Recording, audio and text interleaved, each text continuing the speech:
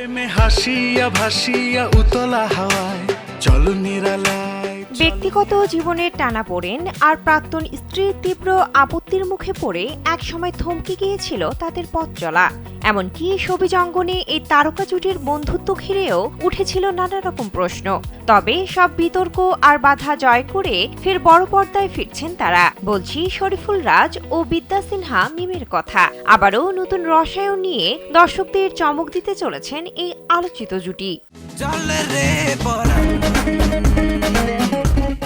কয়েকদিন আগে মিমের একটি রহস্যময় ফেসবুক পোস্ট ঘিরেই নেট দুনিয়ায় শুরু হয় নানা রকম জল্পনা কল্পনা। পেছন ফিরে দাঁড়িয়ে থাকা এক অভিনেতার ছবি দিয়ে অভিনেত্রী লেখেন, অনুমান করুন আমার নতুন নায়ককে।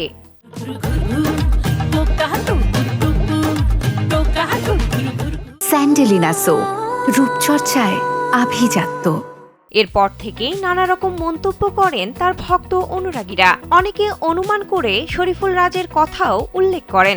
অবশেষে সব জল্পনার অবসান ঘটিয়ে ভক্তদের অনুমান সত্যি করে পরিচালক আলভি আহমেদ নিশ্চিত করেন যে তার সরকারি অনুদানের সিনেমা জীবন অপেরাতেই ফিরছেন রাজ মিম জুটি।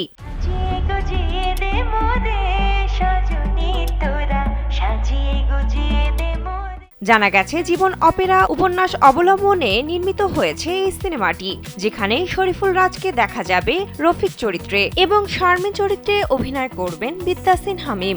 এপ্রিল মাসে ঈদ উল ফিতরের পরপরই সিনেমাটির শুটিং শুরু হওয়ার কথা রয়েছে। শুধু আমার তোর দিকে যেই তাকাইবো তার আমি খুন করে ফেলাম। তোর প্রপোজ করছিল, তোর পক্ষ থেকে কিছু হয় না তো? না, ভালোবাসি তোমাকে। পরাণ ও দামাল সিনেমায় রাজ মিম জুটির অনস্ক্রিন রসায়ন বেশ মুগ্ধ করে দর্শকদের। সফল এই জুটিকে নিয়ে যখন উত্তাল পুরো ঢালিউড, ঠিক তখনই রাজের সাবেক স্ত্রী পরিমণি বিস্ফোরক অভিযোগ তোলেন রাজ ও মিমের ঘনিষ্ঠতা তার সংসারে অশান্তির কারণ হয়ে দাঁড়াচ্ছে। সামাজিক যোগাযোগ মাধ্যমে মিমকে নিয়ে কটূক্তির ঘটনাও ঘটে। পরিমণি ও মিমের পাল্টাপাল্টি স্ট্যাটাসে সরগরম ছিল নেট দুনিয়া। সেই সময় বিতর্কের চাপে মিম ঘোষণা দিয়েছিলেন রাজের সঙ্গে তিনি আর কখনো কাজ করবেন না। আমি ঘুমটা খুলে বদন তুলে দেখেছিলাম সাইয়া গো দেখে।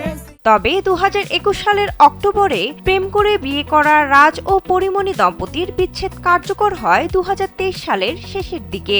রাজের জীবনে পরিমণির অধ্যায় শেষ হওয়ায় পরিবর্তিত পরিস্থিতি ও নতুন বাস্তবতার কারণেই আবারও একসঙ্গে সিনেমায় কাজ করতে যাচ্ছেন পর্দার এই আলোচিত জুটি।